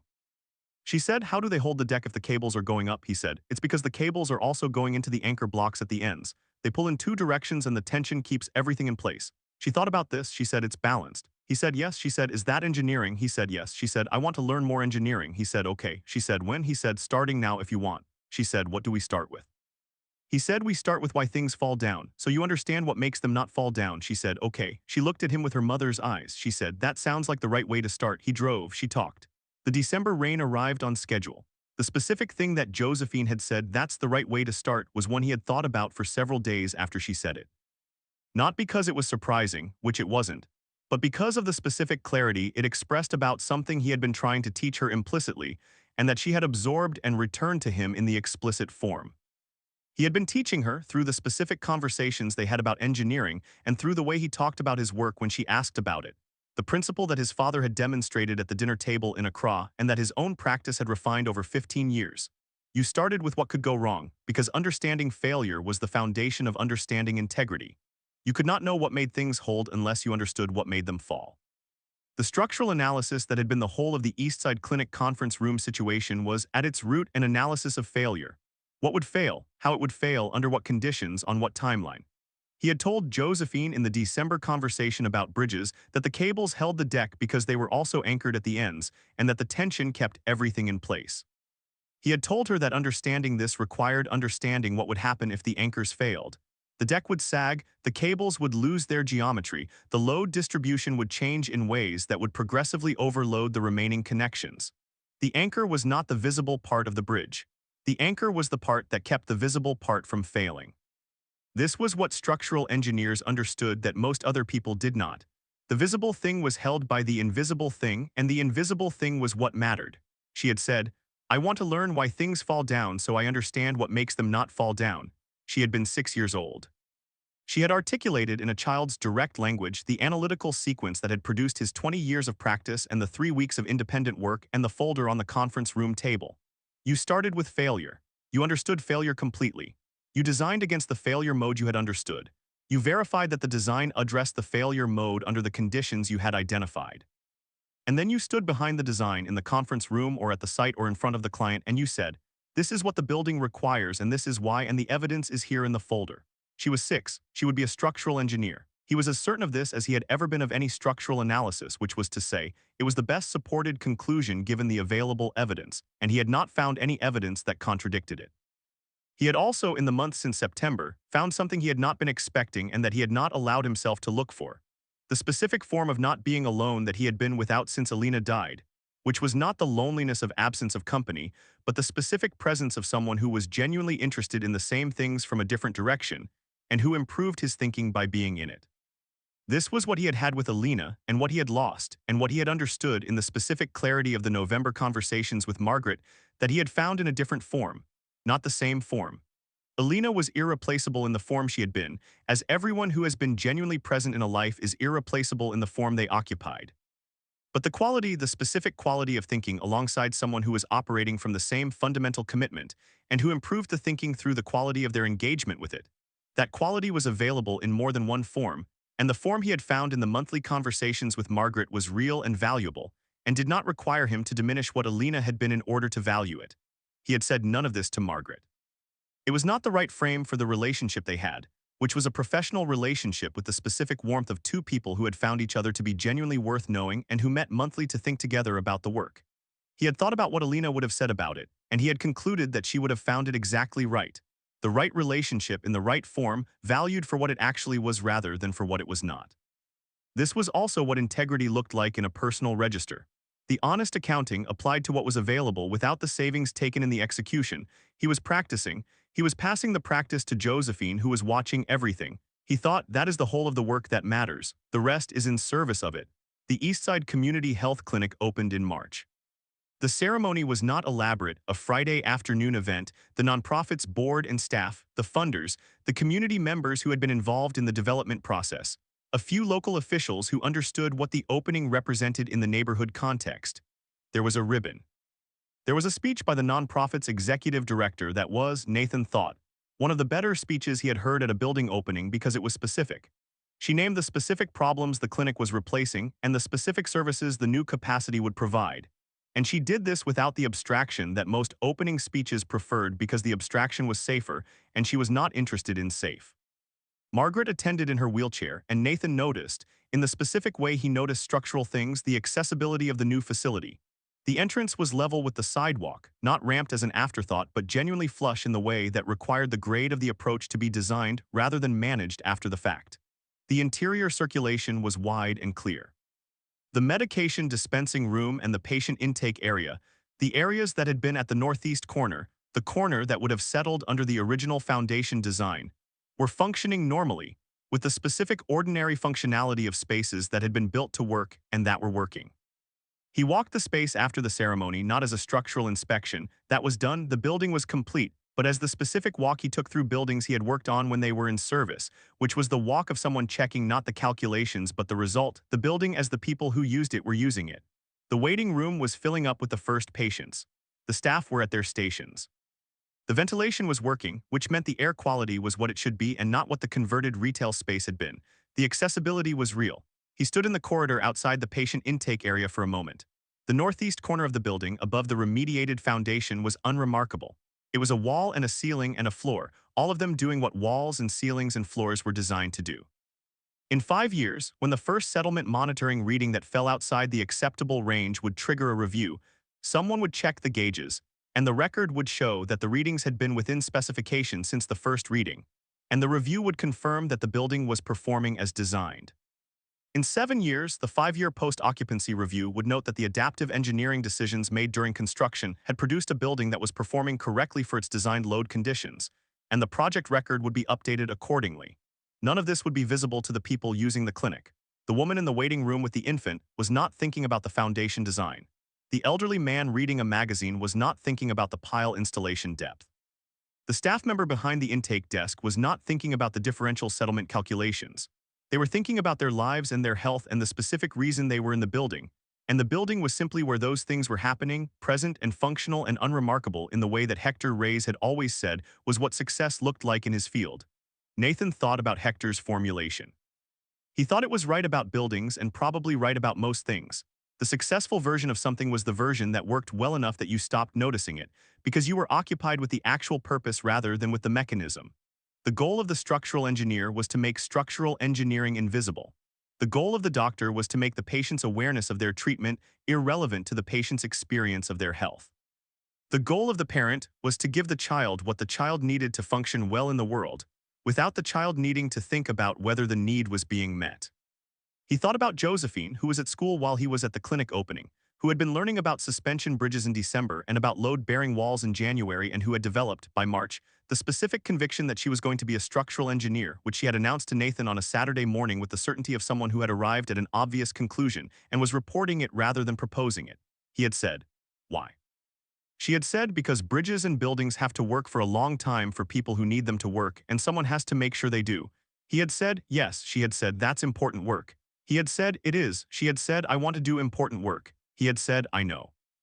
He thought about Alina, who had been doing important work for the community development sector when they met, and who had continued doing it for the 8 years of their life together, and who had said in the last week she was able to have full conversations, that the reason she had loved Nathan from the beginning was that he understood that the quality of the work was the point, and that compromising the quality to serve the convenience was the specific form of dishonesty that she found intolerable.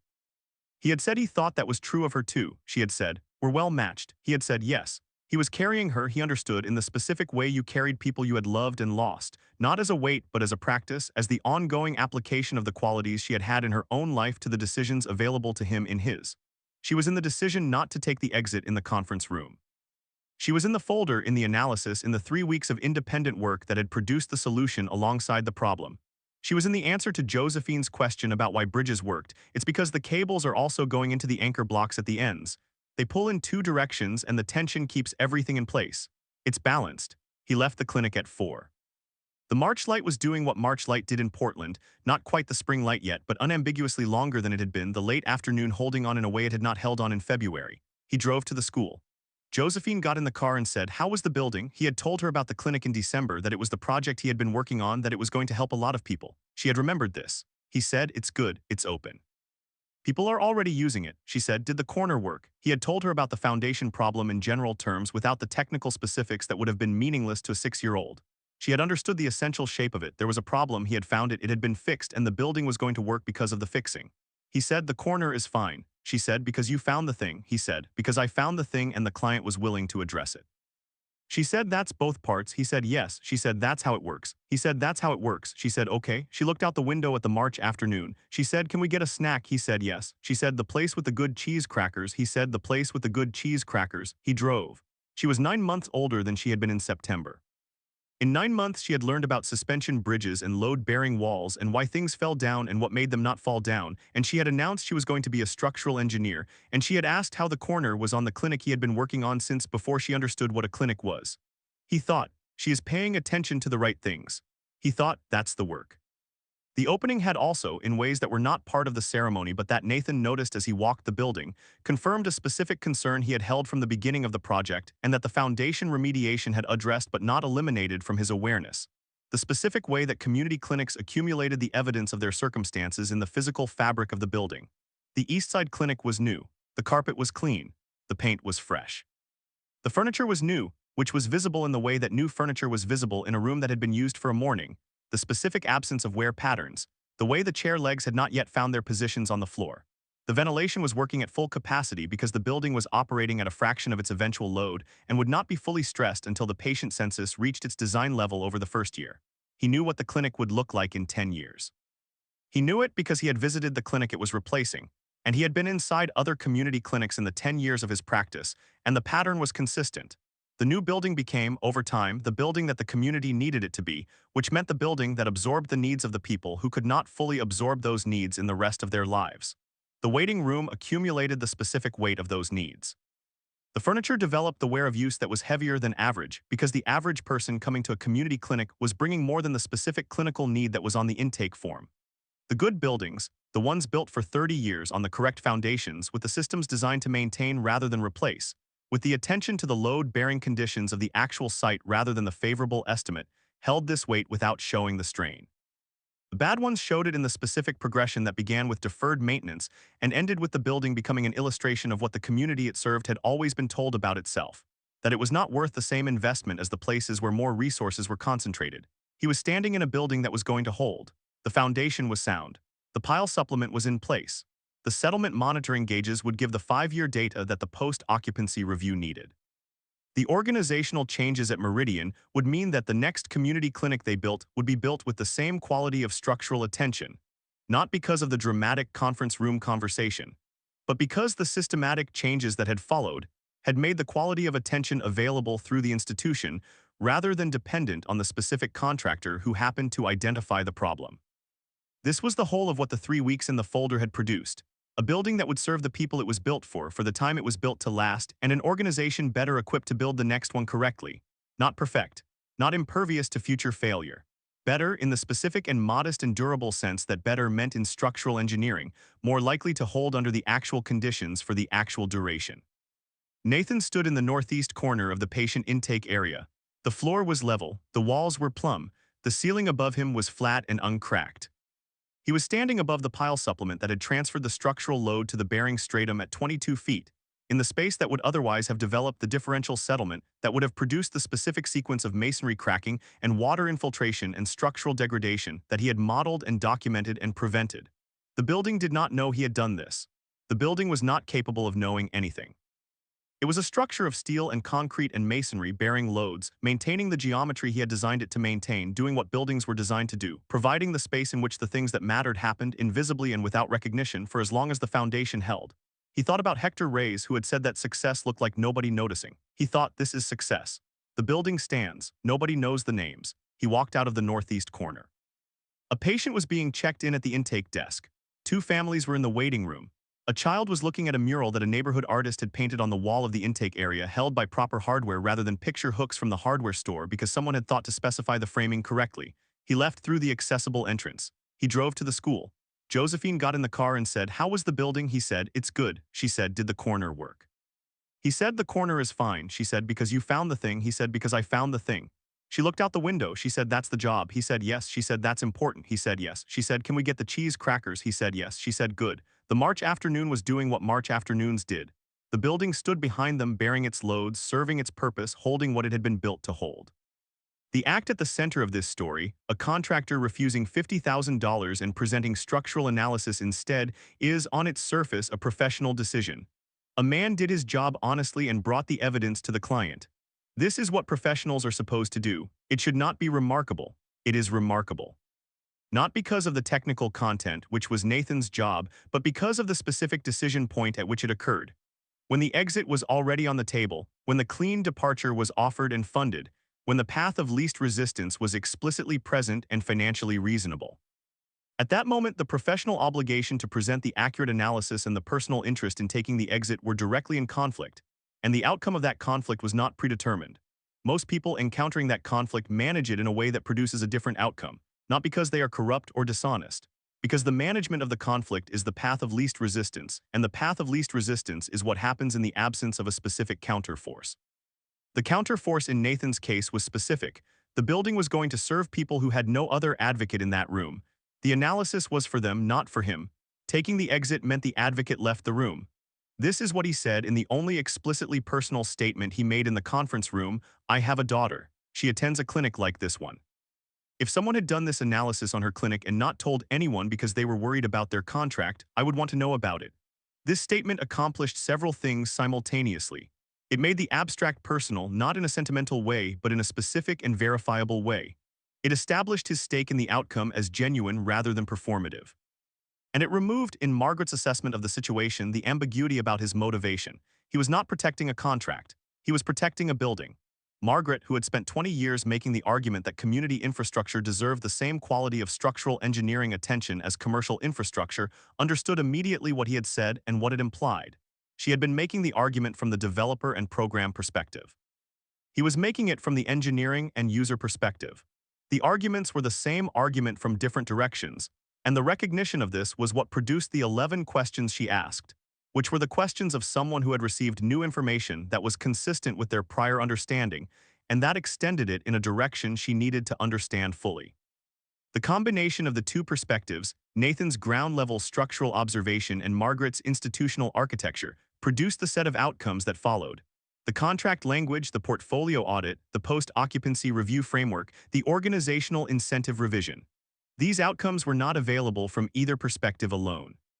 The structural engineer without the institutional access could have written a report and submitted it to whatever regulatory body had jurisdiction, which would have produced a compliance process that would have addressed the immediate problem and not the systematic one. The institutional operator without the structural engineer's ground-level observation would have continued operating a model that worked most of the time and failed in ways that were slow enough to be invisible until they were serious. The combination was available because of a single act: the folder on the table, the specific decision to present the analysis rather than accept the exit. There is also something worth examining in the specific texture of Margaret's response, in why she was willing to receive the analysis with full engagement rather than managing it into a form that served the project's existing direction. She was not required to read the analysis with that quality of attention. She could have looked at it, identified the legitimate uncertainty in Nathan's methodology, and used that uncertainty to maintain the original approach while documenting her consideration of his concerns. This was the path of institutional self-protection, and it was available to her. She did not take it. She asked 11 questions and followed the analysis to its accurate conclusion and acted on what was there. This was the product of 20 years of building an organization around a specific commitment.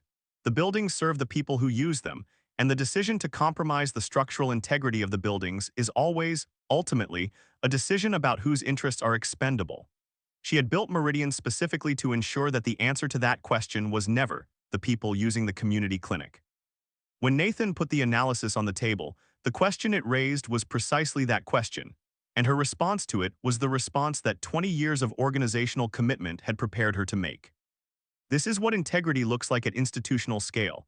Not the absence of difficulty, not the smooth functioning of a perfect system, but the specific moment of honest reckoning when the evidence presents an uncomfortable truth and the institution responds by following the evidence rather than managing it.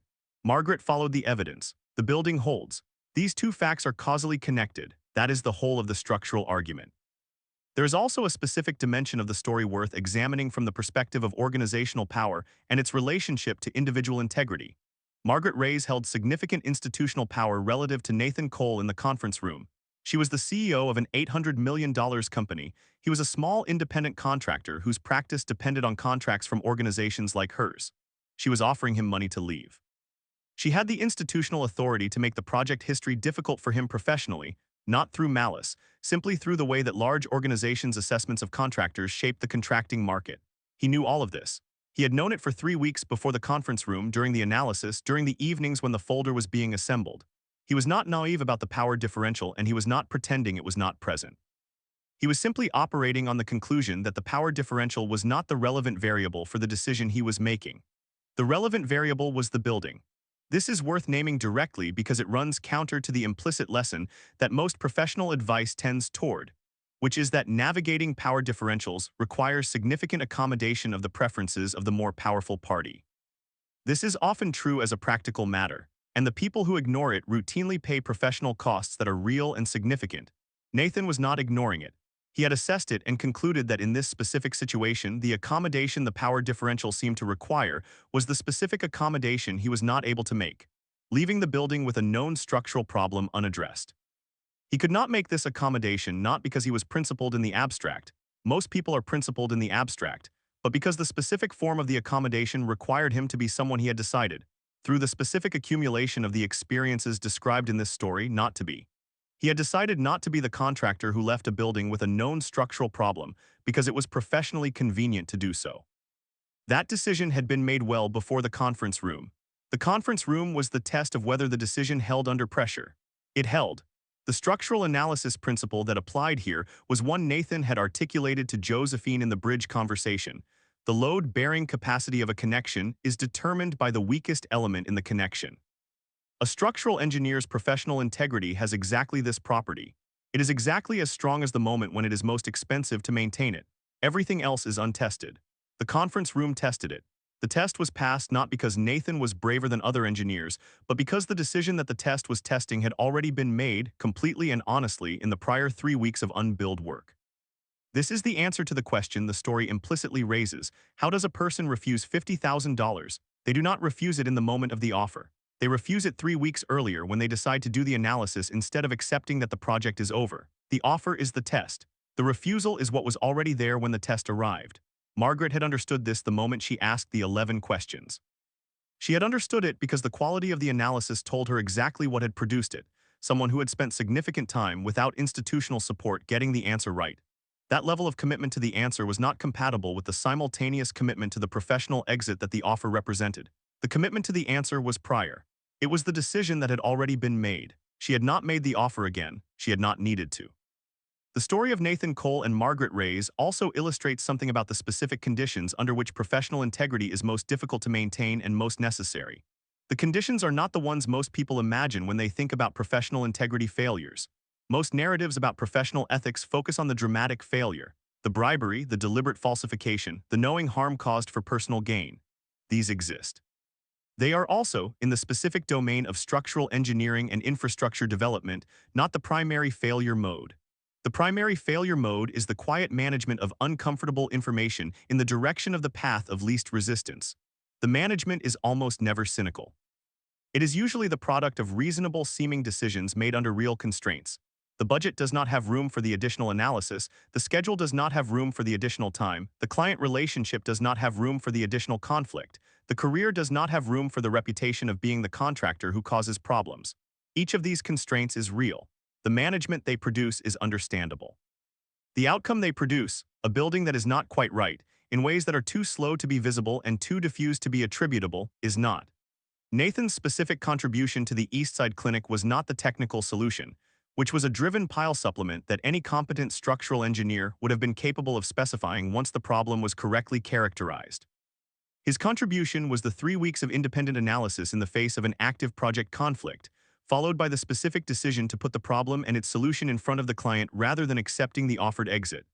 This is what made the outcome possible, and this is what is not systematizable, what cannot be captured in a contract clause or an incentive structure or an audit protocol, though all three help at the margins. What cannot be systematized is the specific orientation of a person who, when the exit is offered, asks the question, what does the building need? Not what does my contract need, or what does my reputation need, or what does this relationship need? What does the building need? And then acts on the answer regardless of whether the action serves the other interests. This orientation is not taught in engineering programs. It is not in the professional codes of conduct, or not in a form that is actionable when the specific moment arrives. It is the product of the specific upbringing, the specific relationships, the specific losses and educations and conversations at dinner tables in New Mexico and Oregon state lecture halls that produce a person who understands, at the level of genuine understanding rather than stated principle, that the building is for people who depend on it, and that compromising its integrity is not a professional transaction but a decision about whose needs are expendable. Margaret, in the portfolio audit and the organizational revision that followed the conference room meeting, was attempting to build institutional structures that made this orientation more likely to prevail in the professionals working within her organization.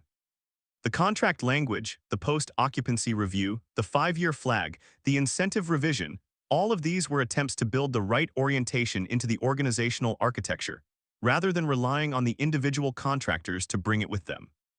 This was the institutional complement to the individual quality. You could not guarantee that every contractor would have Nathan's specific formation, but you could build an organization that rewarded the quality when it appeared, and that made the alternative, the managed accommodation of structural uncertainty in favor of schedule and budget, less rewarded. This was the organizational lesson, and it was, in the framework Margaret had been using for 20 years, the right lesson to learn from the right evidence. She had built Meridian to provide better structural engineering to community infrastructure. The conference room meeting had revealed a gap between the commitment and the operational reality, and she had responded by addressing the gap. This was not extraordinary. It was what the commitment required. It was also, in Nathan's experience of 20 years of working on community infrastructure projects, rarer than it should have been. He had said this to Margaret in November, carefully and with appropriate acknowledgement of the limits of his sample. The problem was more common than the zero structural failure records would suggest. He had named two specific cases. He had been deliberate about not naming the organizations responsible, because the point was not attribution, and because the organizations responsible had not, in most cases, acted cynically. They had acted in the way that the prevailing incentive structures of the industry rewarded. The prevailing incentive structures of the infrastructure industry were, in 2023, in the specific condition of any industry that had developed its standard practices in a context that was beginning to change. The practices that had been adequate for the prior context were increasingly inadequate for the current one. As the scale of community infrastructure investment expanded and the complexity of the site conditions in urban environments increased, and as the communities being served became more sophisticated in their understanding of what adequate infrastructure design required. The gap between what the industry was providing and what was needed was, in Nathan's assessment, growing, and the institutions that were best positioned to address it were the ones like Meridian that had built their model around the actual requirements rather than the conventional ones. Meridian was better positioned in December than it had been in September. Not dramatically so, the portfolio audit had found two situations requiring remediation. The contract language was in revision, the organizational incentive structure was being redesigned. These were improvements to an organization that had already been operating at a higher standard than most of its peers. The improvements made it better, not different in kind, but better was the right direction. Better, sustained, and systematic was how structural failures became rarer. Not through dramatic intervention, the conference room in September had been dramatic only in retrospect. In the moment, it had been a conversation in which two people had followed the evidence to the accurate conclusion and had acted on what was there. That was what better looked like. That was what it had always looked like. The building confirmed it, standing in the March light, serving the people it was built to serve, holding the load. There is a final dimension of the broader context worth examining, which is the specific relationship between the community infrastructure sector and the communities it serves, and what happens to that relationship when the structural quality of the infrastructure is inadequate. The communities served by community clinics and community centers and affordable housing developments are, in general, communities that have less margin for error than the communities served by commercial infrastructure. This is true in the obvious financial sense. The resources available to respond to infrastructure failure are limited. It is also true in a more fundamental sense. The institutions that serve these communities are frequently the only institutions of their kind available to them. There is not a backup clinic. There is not an alternative community center in walking distance. When the infrastructure fails, the service fails with it, and the people who depended on the service are left without a substitute. This means that the structural quality of community infrastructure has a direct and specific relationship to the quality of life of the people it serves, in a way that the structural quality of commercial infrastructure does not. A commercial office building that develops structural problems can be vacated and remediated while its tenants find temporary space elsewhere.